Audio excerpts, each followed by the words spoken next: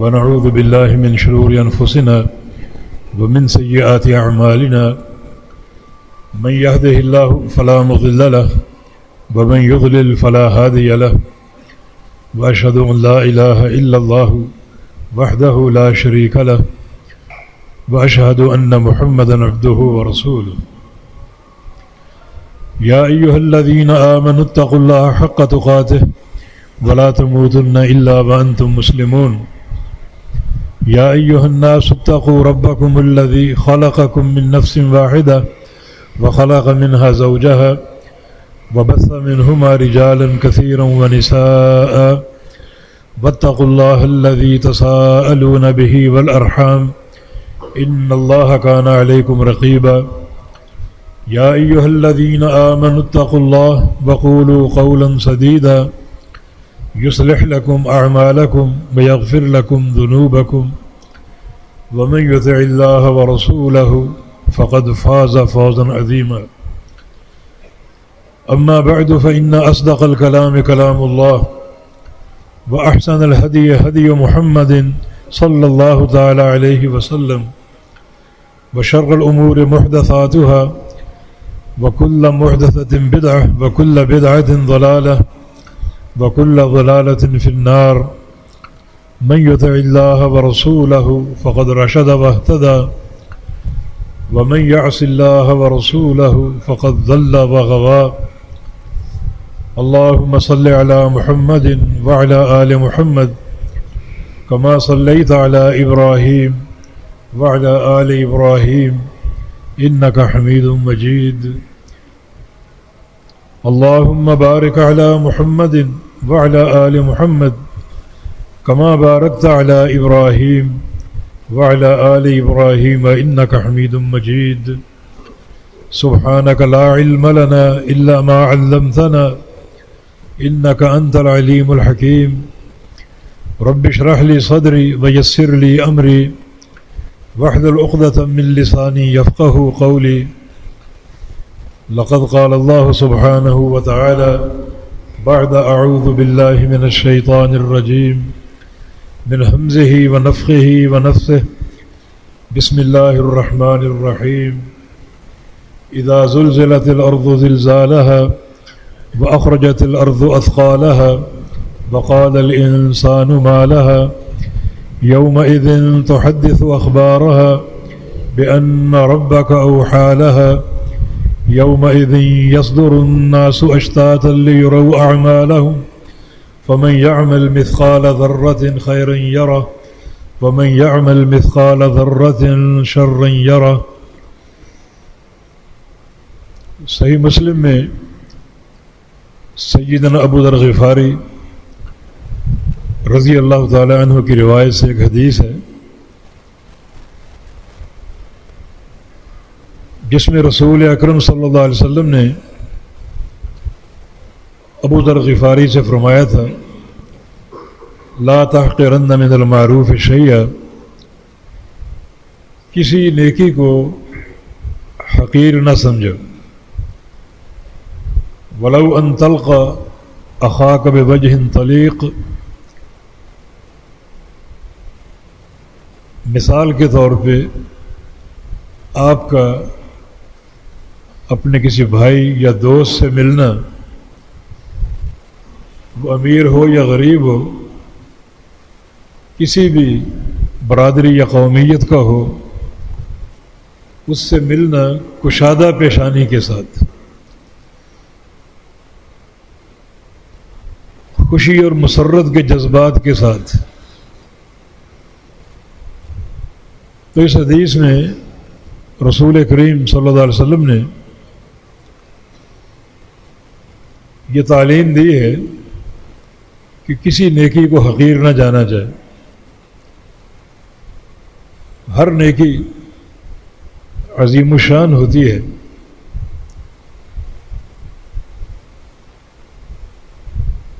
کیونکہ نیکی کی تعریف یہ ہے، عربی میں نیکی کو معروف کہا گیا ہے، اور معروف سے مراد وہ عمل ما عرفہ الشرع، جو شریعت میں معروف ہو، پہچانا گیا ہو، تو ہر نیکی شریعت کا حصہ ہے۔ بالفاظ دیگر ہر نیکی نبی مکرم سید ولد آدم محمد مصطفیٰ صلی اللہ علیہ وسلم کی سنت ہے۔ تو آپ کی سنت کی تحقیر در حقیقت آپ کی ذات کی تحقیر ہے۔ تو ہر نیکی عظیم الشان ہے۔ ہاں البتہ نیکی کی عظمت جو ہے وہ انسان کی نیت کے ساتھ ہے۔ عبداللہ بن مبارک رحمہ اللہ بہت بڑے محدث، ان کا بڑا ایک شاندار قول ہے، رب عمل یسیر تعظمہ النیہ ورب عمل عظیم تصغرہ النیہ۔ کتنے ہی چھوٹے چھوٹے اعمال ہیں جنہیں انسان کی نیت عظمت کا پہاڑ بنا دیتی۔ ذرے جیسا عمل پہاڑ بن جاتا ہے، اور کتنے ہی بڑے بڑے اعمال ہیں جنہیں انسان کی نیت بالکل چھوٹا اور حقیر بنا دیتی ہے،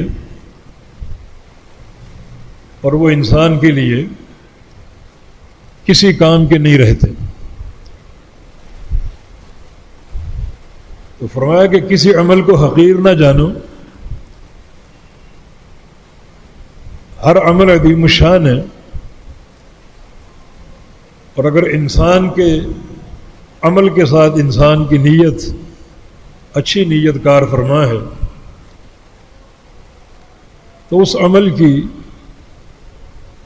عظمت کی نہ کوئی حد ہے اور نہ کوئی حساب ہے۔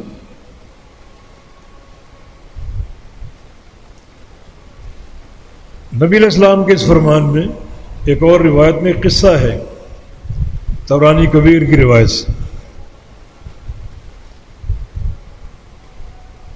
جابر بن سلیم رضی اللہ عنہ سے روایت ہے کہ ایک شخص نبی علیہ السلام کی خدمت میں حاضر ہوا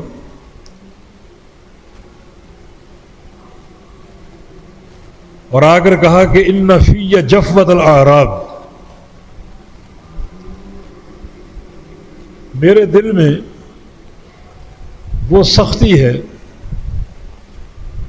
جو اعرابیوں اور دیہاتیوں کے دل میں ہوتی ہے۔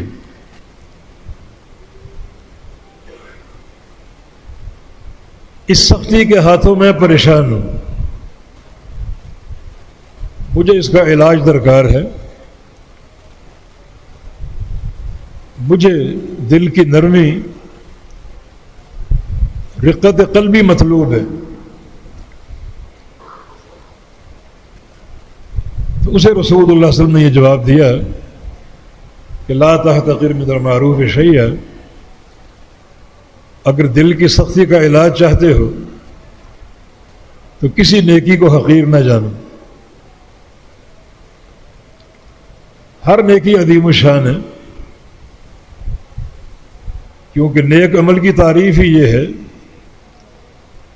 جو شریعت میں جانا پہچانا گیا ہو، جو شریعت کو معلوم ہو۔ تو شریعت تو اللہ تعالیٰ کی بنائی ہوئی ہے، شریعت تو اس کے رسول کی سنت ہے، تو اللہ تعالیٰ کا مقرر کردہ عمل حقیر نہیں ہو سکتا، اور اس کے حبیب کی سنت چھوٹی نہیں ہو سکتی۔ ایک انسان اگر ہر نیکی کے لیے اپنے اندر یہ سوچ پیدا کر لے کہ یہ عمل نیکی ہے، اللہ تعالیٰ کی شریعت ہے، اس کے حبیب کی سنت ہے، اور پھر اس نیکی کی عظمت اس کے دل میں راسخ ہو جائے، اور پھر وہ نیکی کر گزرے اللہ کی رضا کے لیے اور اخلاص نیت کے ساتھ، تو یہ تینوں چیزیں مل کر ذرے کے برابر نیکی کو پہاڑوں سے بھی زیادہ عظمت دے سکتی ہیں۔ اس حدیث کے تناظر میں ایک اور حدیث قابل غور ہے صحیح بخاری کی، جو عبداللہ بن عمرو بن عاص کی روایت سے ہے۔ یہ عبداللہ بن عمر کے بیٹے تھے، عمرو بن عاص کے۔ صحابہ میں 4 عبداللہ معروف ہیں، عبداللہ بن مسعود، عبداللہ بن عمر، عبداللہ بن عباس، اور یہ عبداللہ بن عمر۔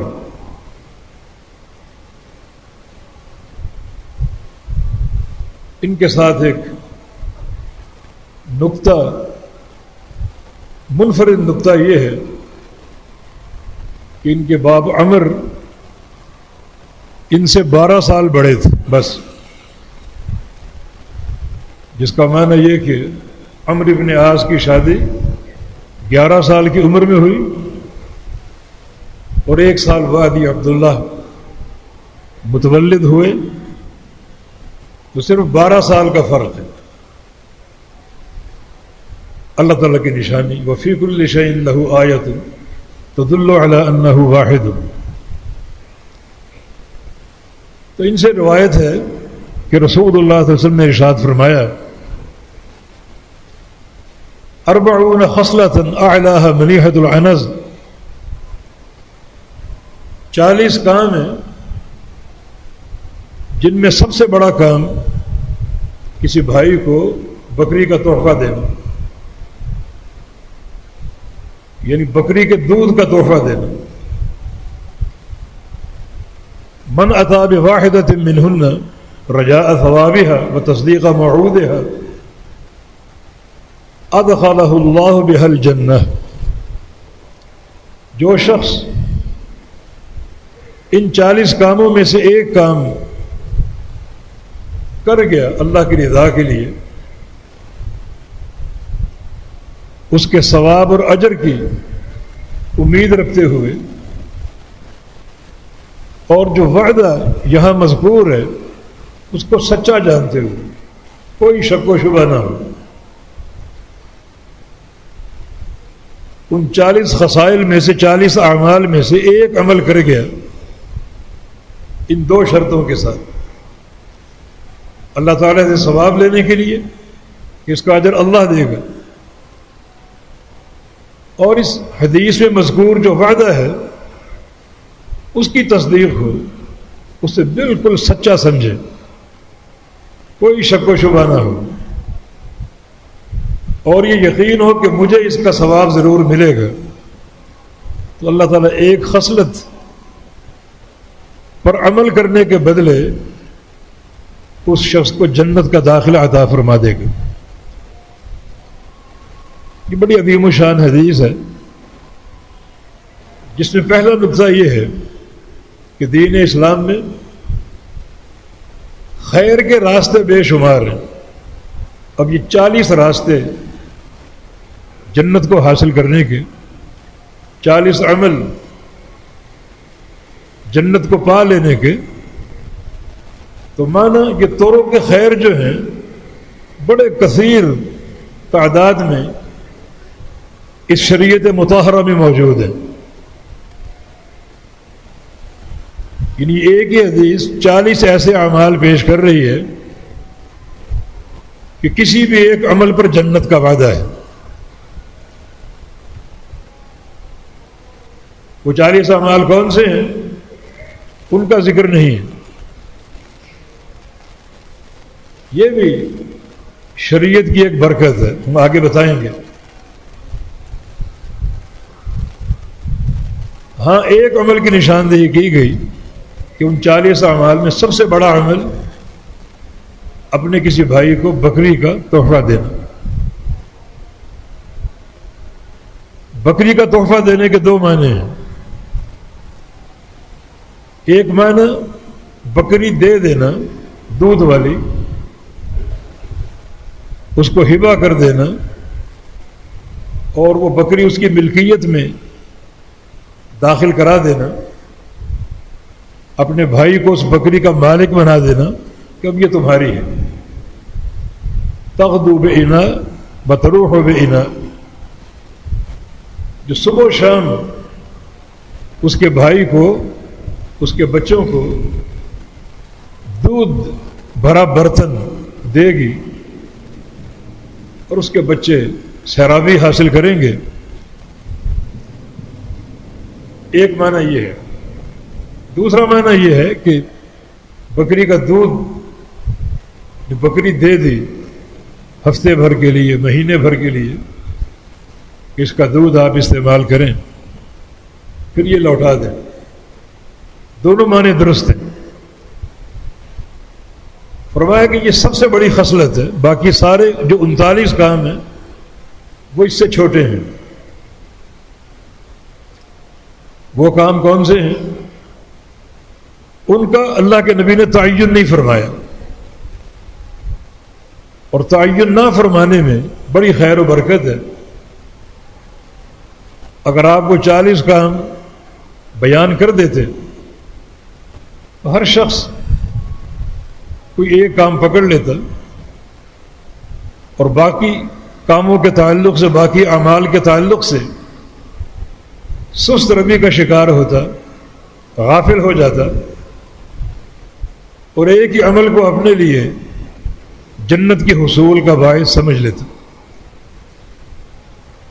جو اعمال بڑے خیر و برکت کا باعث ہوتے ہیں،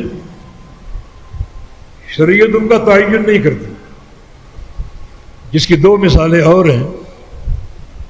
ایک رمضان میں شب قدر، فرمایا کہ التمسوها فی الوتر من العشر الاواخر، شب قدر کا تعین نہیں ہے، آخری عشرے میں اس کو تلاش کرو، 5 طاق راتوں میں، تاکہ شب قدر کو پا لینے کے شوق میں انسان ان 5 راتوں میں جاگیں۔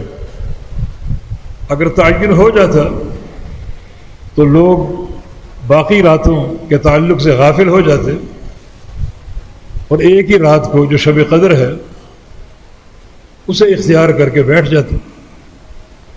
تو 5 راتوں کا احیاء ہو، 5 راتوں میں جو شب بیداری ہے وہ ہو، تاکہ انسان کے لیے اجر اور خیر کثیر کمانے کے زیادہ سے زیادہ موقع بن جائیں۔ یہ بھی شریعت کی ایک برکت اور سماحت، کہ شب قدر کا تعین نہیں کیا، تاکہ ایسا نہ ہو کہ لوگ اسی رات کو اختیار کر لیں اور باقی راتوں سے غافل ہو جائیں۔ اسی کی خیر و برکت ہے کہ مساجد میں کثرت سے لوگ اعتکاف کرتے ہیں، 10 کی 10 راتیں، اور اعتکاف کا جو اصل مقصد ہے وہ شب قدر کو حاصل کرنا، کہ انسان دنیا سے کٹ جائے اور مسجد کے کونے کو اختیار کر لے۔ اس عظیم رات کو پانے کے لیے لیلۃ القدر خیر من 1000 شہر، یہ ایک رات 1000 مہینے کی عبادت سے افضل ہے، برابر نہیں بلکہ افضل ہے۔ کتنی افضل ہے اس کا بھی تعین نہیں ہے۔ جتنا آپ میں اخلاص ہو، جتنی جستجو ہو، جس قدر شوق ہو، اسی قدر یہ فضیلت بڑھتی جائے گی۔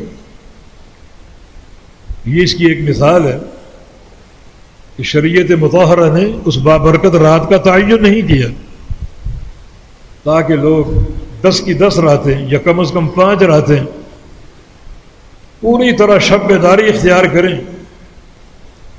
اور اللہ تعالیٰ کے ہاں اجر کثیر کے مستحق بنیں۔ دوسری مثال جمعے کے دن کی ہے، ان فی الجمعۃ لساعۃ لا یوافقها عبد مسلم یدعو اللہ۔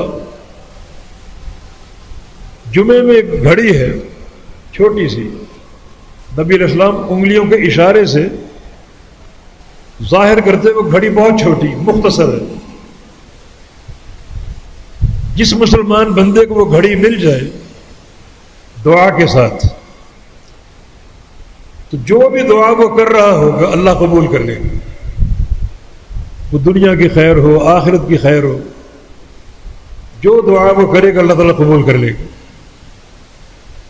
اس گھڑی کا بھی تعین نہیں ہے، ورنہ لوگ اپنی دعا کی قبولیت کے لیے اگر تعین ہوتا اس گھڑی کو اختیار کر لیتے اور باقی اوقات سے غافل ہو جاتے۔ وہ گھڑی کون سی ہے؟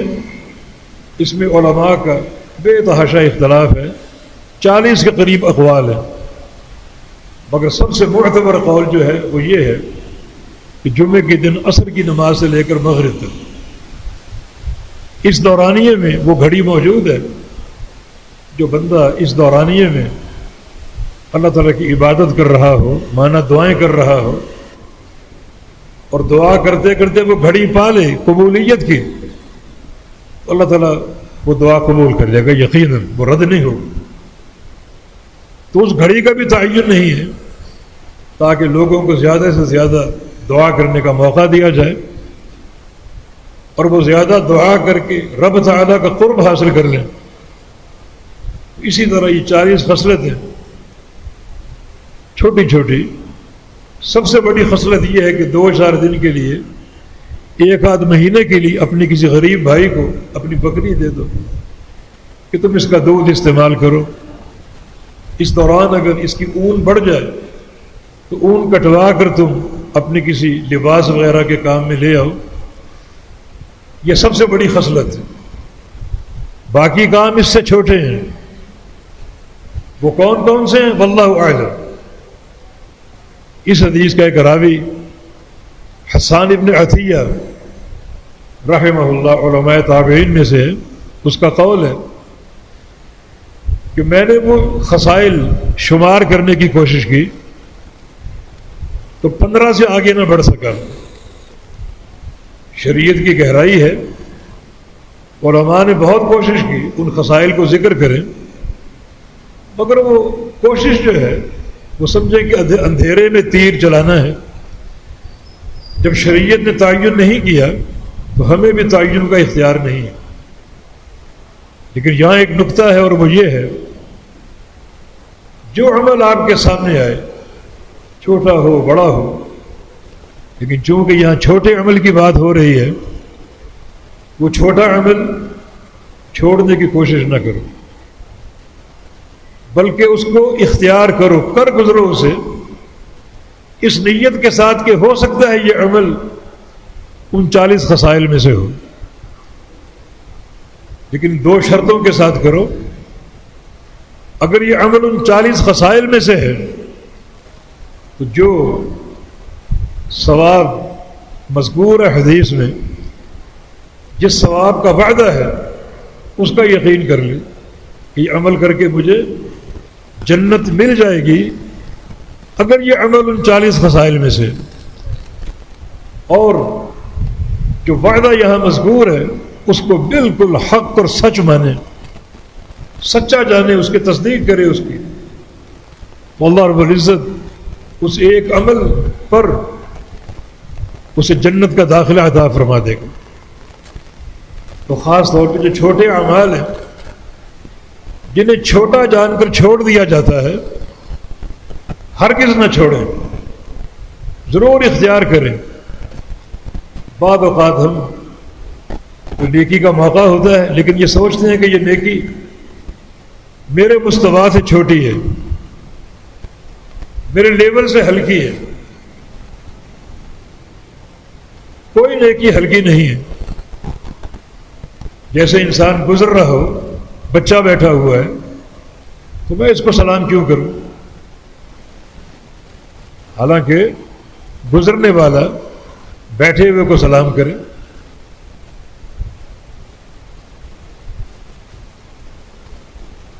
علماء سلف میں سے ایک شخص نے جو سواری پر سوار تھا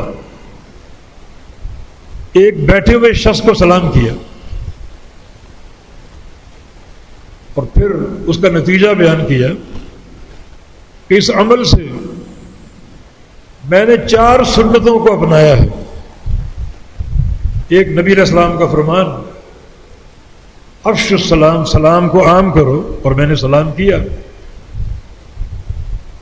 دوسرا نبی علیہ السلام کا فرمان الا من تعرف ومن لا تعرف، جس کو پہچانتے اس کو بھی سلام کرو اور جس کو نہیں پہچانتے اس کو بھی سلام کرو۔ میں اس کو نہیں پہچانتا تھا، اس کے باوجود میں نے سلام کیا۔ نبی علیہ السلام کی ایک حدیث ہے کہ قیامت کے قریب سلام جو ہے وہ جان پہچان پر ہوگا، جس کو آپ جانتے نہیں اس کو سلام نہیں کریں گے۔ یہ علامات قیامت میں سے وہ فرماتے ہیں کہ میں نے اس کو سلام کیا حالانکہ میں اس کو پہچانتا نہیں تھا، تو اس سنت پر عمل کرنے کا موقع مل گیا۔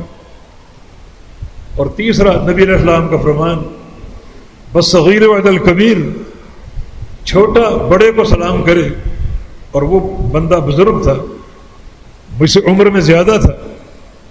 اور چوتھا نبی علیہ السلام کا فرمان والراکب علی القاعد یعد الماشی، کہ جو بندہ سواری پر سوار ہو وہ پیدل چلنے والے کو سلام کرے، اور وہ پیدل چل رہا تھا جبکہ میں سواری پر سوار تھا۔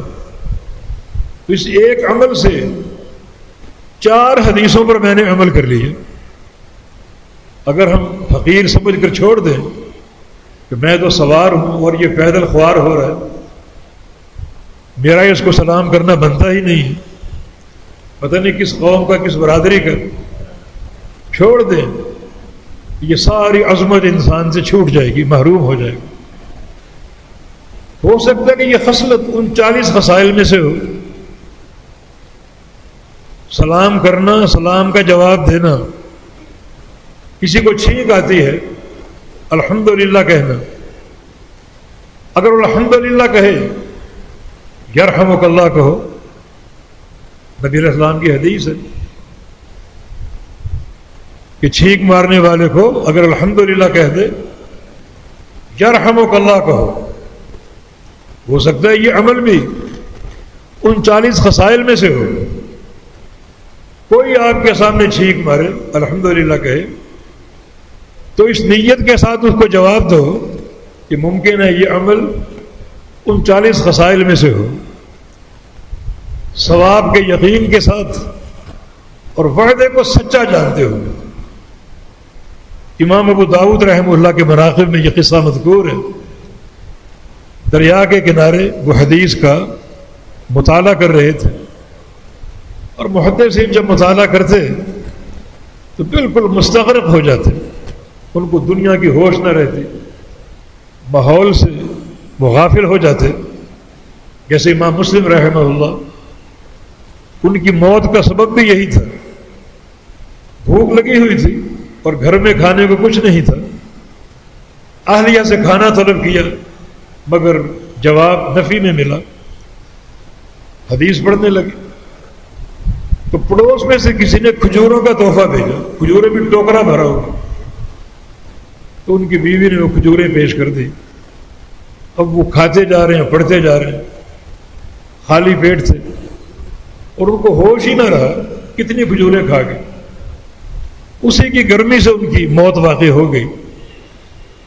امام ابو داؤد رحمہ اللہ بھی دریا کے کنارے حدیث پڑھ رہے تھے، پاس سے کشتی گزری، اس کشتی میں ایک شخص نے چھینک ماری، آگے گزر گئے۔ امام ابو داؤد رحمہ اللہ جواب نہ دے پائے کیونکہ حدیث کا مطالعہ کر رہے تھے اور ان کو اس کا احساس نہ رہا۔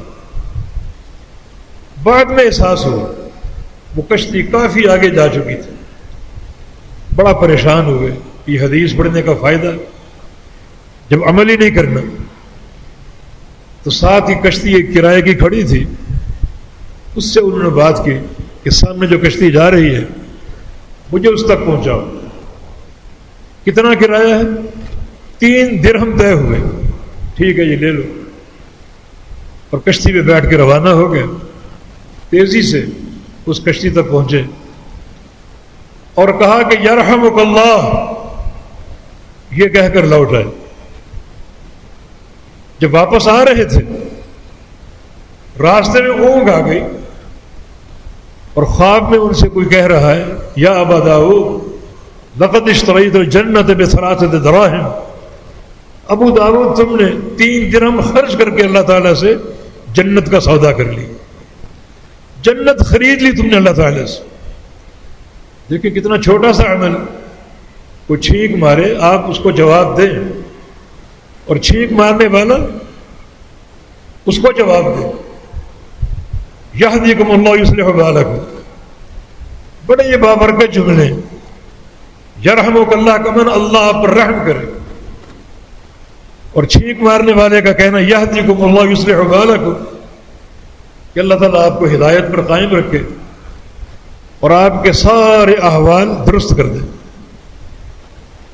دعا بھی ہے، جنت کا وعدہ بھی ہے۔ تو ہو سکتا ہے یہ عمل 39 خصائل میں سے ہو۔ مسجد میں داخل ہو، دایاں پاؤں اندر داخل کریں اور دعا پڑھیں نبی علیہ السلام پر درود پڑھ کر، اللہم افتح لی ابواب رحمتک، یا اللہ میرے لیے رحمت کے دروازے کھول دے۔ اور بالکل دل میں یہ نیت کر سکتے ہیں کہ ہو سکتا ہے یہ عمل بھی 39 خصائل میں سے ہو۔ مسجد سے نکلیں تو بایاں پاؤں اپنا باہر نکالیں اور دعا پڑھے اللہم انی اسألک من فضلک، یا اللہ میں تجھ سے تیرے فضل کا سوال کرتا ہوں۔ یہ سوچ کر کے ہو سکتا ہے یہ عمل بھی 39 خصائل میں سے ہو۔ بیت الخلاء میں جائیں، بایاں پاؤں داخل کرتے ہوئے اللہم انی اعوذ بک من الخبث والخبائث، یہ سوچ کر کے ہو سکتا ہے یہ عمل بھی 39 خصائل میں سے ہو۔ باہر نکلیں تو دایاں پاؤں باہر پہلے نکالیں، یہ دعا پڑھیں غفرانک، یا اللہ تجھ سے گناہوں کی بخشش چاہتا ہوں۔ یہ سوچ کر کے ہو سکتا ہے یہ عمل بھی 39 خصائل میں سے ہو۔ ان شریعت کا تعین نہ کرنا بڑا باعث برکت ہے۔ ہر چھوٹا چھوٹا عمل اس حدیث کے تناظر میں استعمال ہو سکتا ہے، بس نیت وہی ہو جو اللہ کے پیغمبر نے فرما دی، رجاء ثوابها، کہ اس کے ثواب کا یقین اور امید ہو۔ کس سے؟ اللہ تعالیٰ سے۔ اس میں بھی ایک اشارہ ہے کہ وہ عمل اخلاص کے ساتھ ہو۔ اللہ تعالیٰ سے ثواب لینا ہو تو بندہ عمل میں مخلص ہوتا ہے، اور اگر ریاکار ہو تو اس کی نظر کئی ایک پر ہوتی ہے، فلاں چودھری صاحب، فلاں چودھری صاحب، فلاں تاجر، فلاں بڑا، اس کو دکھانے کے لیے، اس سے واہ واہ حاصل کرنے کے لیے، اس سے شاباشی سمیٹنے کے لیے، پھر اخلاص نہیں رہتا، پھر اللہ کا اجر دینا ختم ہو جاتا ہے۔ اللہ تعالیٰ سے اجر لینے کی نیت ایک ہی نقطے پر مرکوز ہے، اور وہ اللہ کے لیے اخلاص، وہ تصدیق موعود ہے، اور اس وعدے کو سچا جانے۔ یہ بالکل اللہ کے پیغمبر کا برہم فرمان ہے۔ آپ کا کوئی فرمان مشکوک نہیں ہے، ہر فرمان شک و شبہ سے بالا تر ہے۔ وَيُسَلِّمُ تسلیما، ہر فرمان کو حقیقت میں تسلیم کرنا یہ انسان کے ایمان کی شان ہے۔ ان دونوں احادیث کو جمع کریں تو بڑے عمدہ نتائج ہمارے سامنے آتے ہیں۔ ہر چھوٹا عمل کرتے جاؤ گے، یہ دل کی سختی کا علاج ہے، رقت قلبی پیدا ہوگی، نرم دلی آئے گی، دل میں رحمت کے جذبات ہوں گے۔ رقت قلبی کے 2 فائدے ہیں، ایک نصیحت کو قبول کرنا، جس دل میں سختی ہوتی ہے وہ نصیحت قبول نہیں کرتا، دن رات سنتا ہے قرآن اور حدیث، مانتا نہیں، قبول نہیں کرتا۔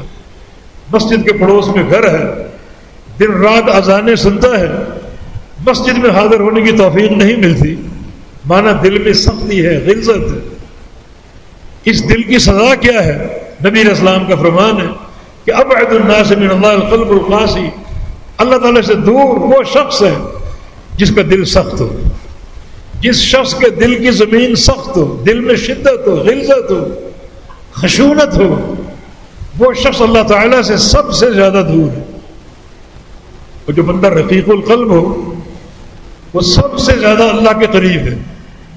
رقت قلبی ابو بکر صدیق رضی اللہ عنہ اس امت میں نبی علیہ السلام کے بعد سب سے افضل ہے، اور جناب عبداللہ بن مسعود کا قول ہے، جناب عمر کا قول ہے، لو وزن ایمان ابی بکر بایمان اہل الارض لراجعہ، اگر اکیلے ابو بکر صدیق کا ایمان پوری دنیا کے مسلمانوں کے ایمان سے تولا جائے تو ابو بکر کا ایمان سب سے بھاری ہوگا۔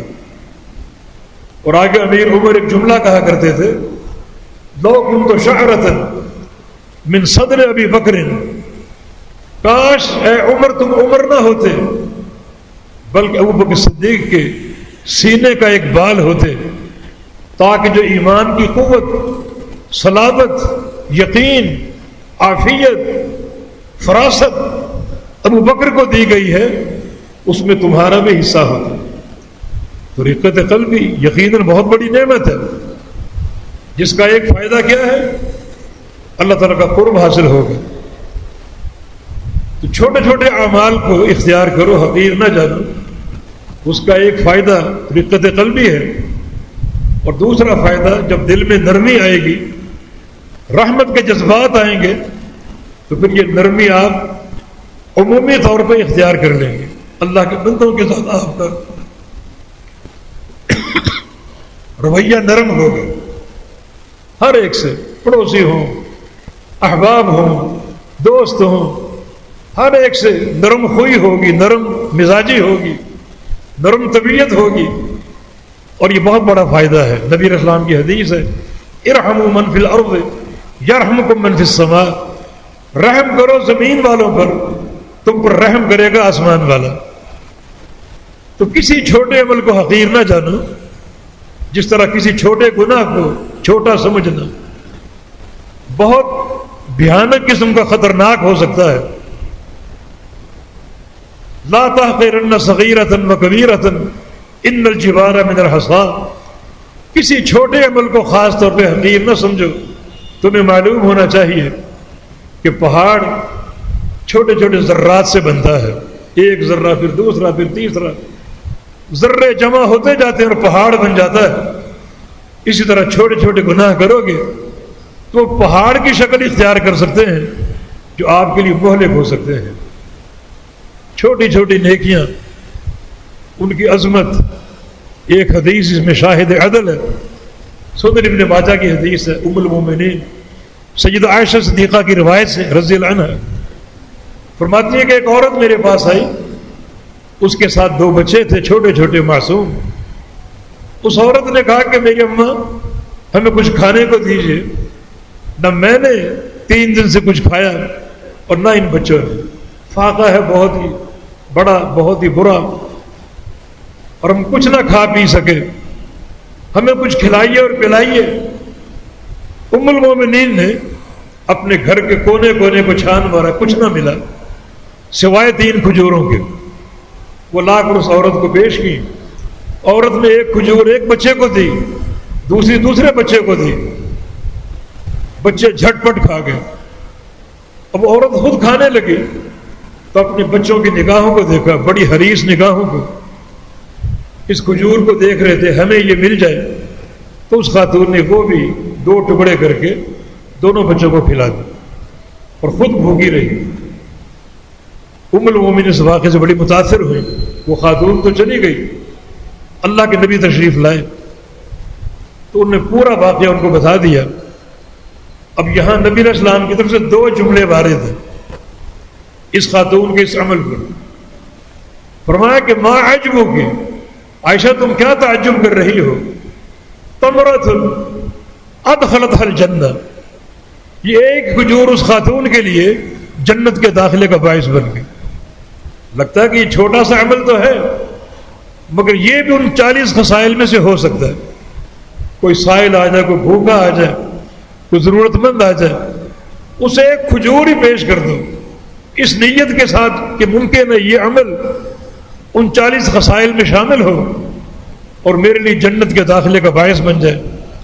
اس کی تائید ایک حدیث سے بھی ہے، نبی علیہ السلام کا ارشاد گرامی صحیح بخاری کی حدیث ہے، فرمایا جب قیامت قائم ہوگی تو ما منکم من احد الا وسیکلمہ ربہ ولیس بینہ وبینہ ترجمان، تم سب سے تمہارے رب نے باتیں کرنی، اور باتیں اس طرح کرنی کہ اللہ تعالیٰ اور بندے کے درمیان کوئی ترجمان نہ ہوگا۔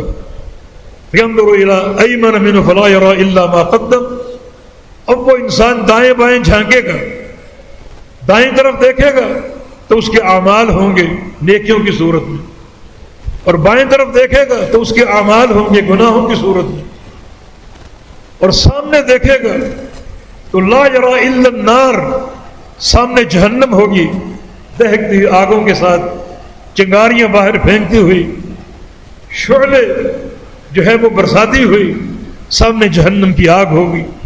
تو اس موقع پر نبی علیہ السلام نے فرمایا اتقوا النار ولو بشق تمرہ فإن لم یجد فبکلمۃ حسنہ، اس آگ سے بچ جاؤ، آدھی کھجور خرچ کر کے، آدھی کھجور بھی نہ ملے تو اپنے کسی بھائی کو کلمہ خیر کہہ دو، اچھائی کی بات کہہ دو، کوئی نصیحت کر دو، کوئی اچھی بات اس کو سنا دو، تو وہ کلمہ خیر بھی تمہارے لیے جہنم سے بچاؤ کا ذریعہ بن سکتی۔ تو اس خاتون کا یہ واقعہ، اس نے وہ ایک کھجور جو خود کھانا چاہتی تھی، خود بھوکی تھی، مگر بچوں کو ترجیح دی، بچے اللہ کی مخلوق ہیں، اللہ کی مخلوق پر ترس آ گیا، پیار آ گیا، خود نہ کھائی اور بچوں کو دے دی، اللہ نے اس عمل کو قبول کر لیا اور اس عورت کے لیے جنت کا فیصلہ فرما دیا۔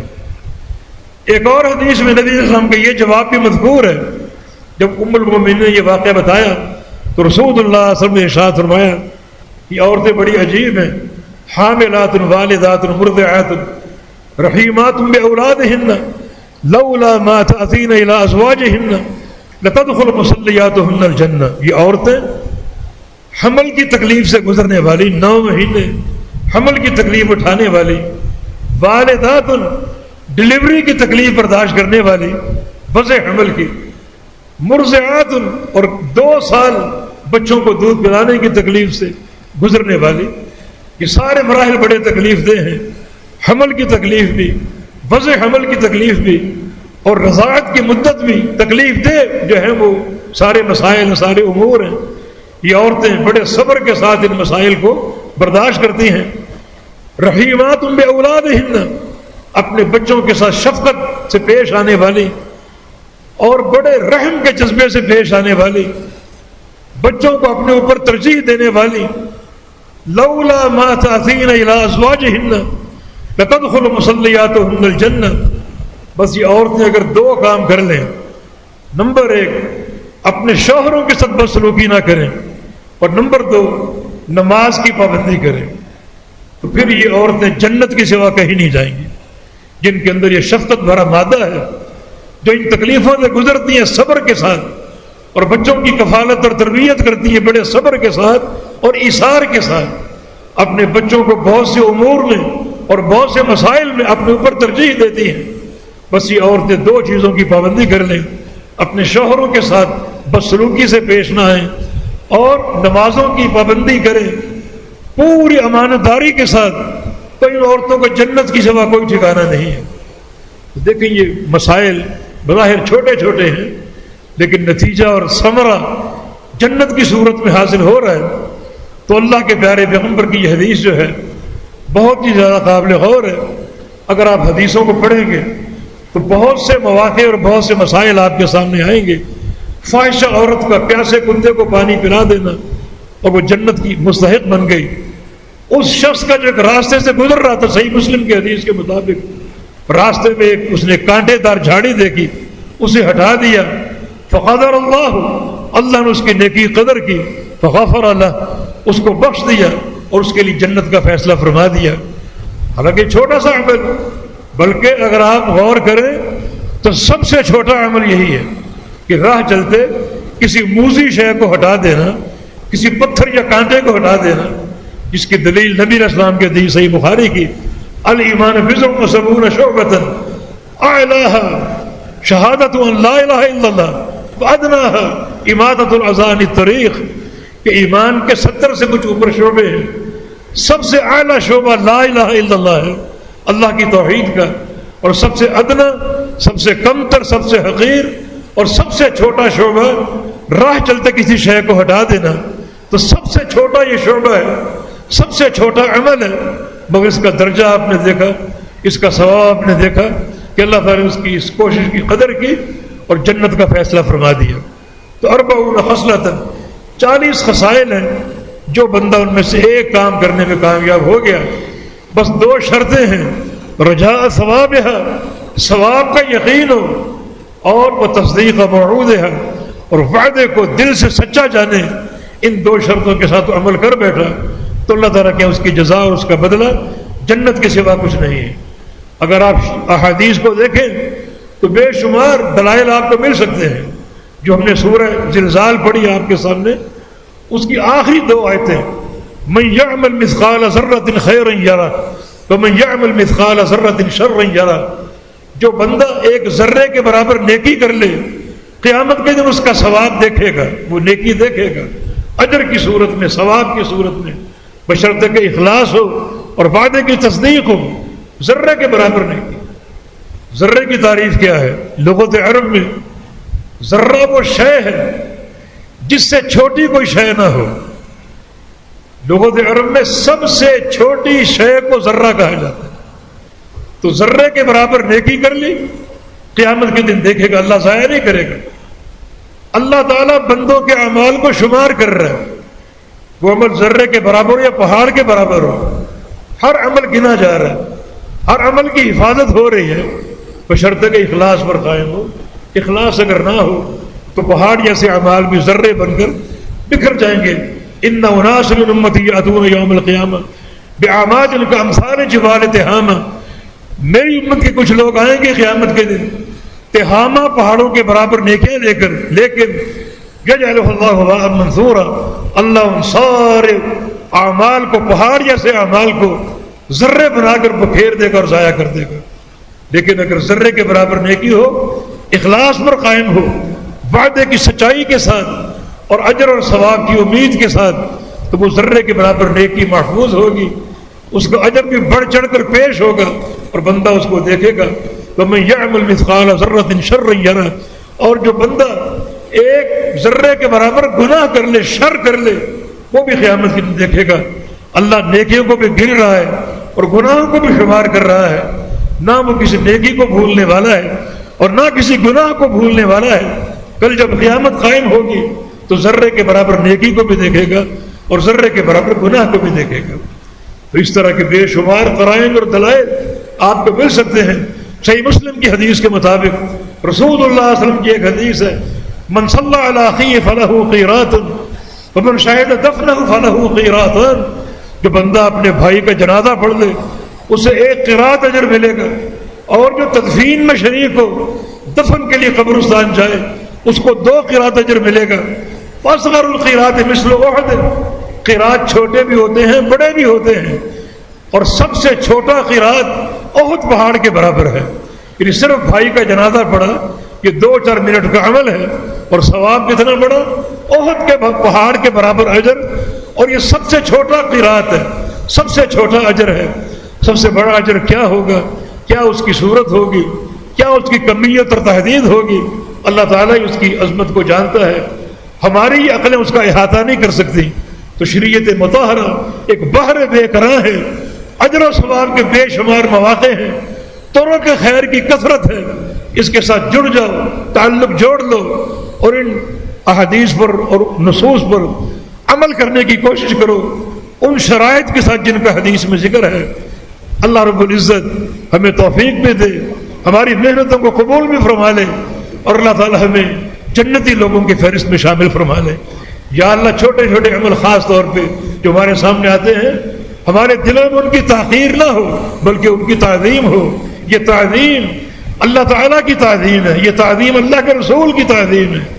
آپ اس کو پھیلاتے جائیں، اجر کے مواقع بڑھتے جائیں گے، پھر اس عمل کو کریں اخلاص نیت کے ساتھ، ثواب کی امید سے اور وعدہ کی سچائی سے، تو اللہ تعالیٰ کی خوشی اور اس کی محبت کی کوئی انتہا نہ ہوگی آپ کے ذہنوں کے اعتبار سے۔